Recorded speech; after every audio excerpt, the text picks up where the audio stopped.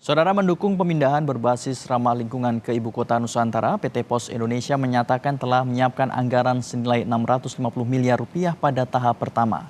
Dana tersebut digelontorkan untuk pembangunan gudang hingga pengadaan alat transportasi berbasis listrik.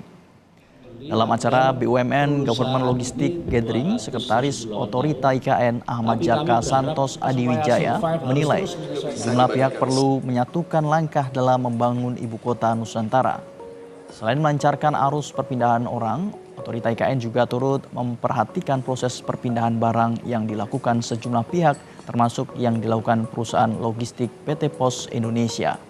Sementara PT Pos Indonesia menyatakan telah menyiapkan sejumlah langkah seperti penyiapan dana untuk proses pemindahan ke IKN.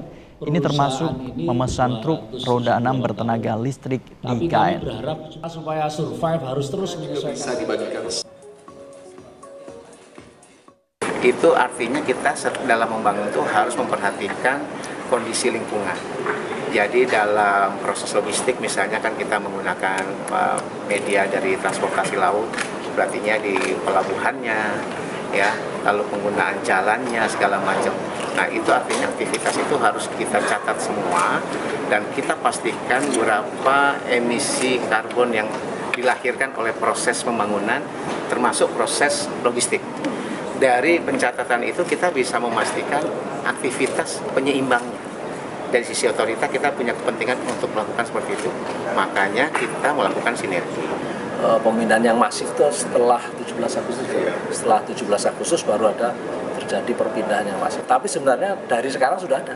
Sudah bahkan kami sudah punya kantor di sana. Jadi kami juga insya Allah kami nanti seluruh armada yang digunakan di IKN menggunakan EV ya.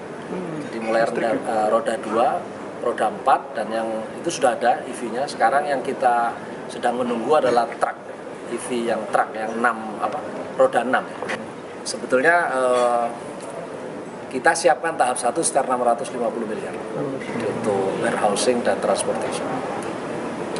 Nah, nanti tahap berikutnya tergantung tadi jumlah kiriman dan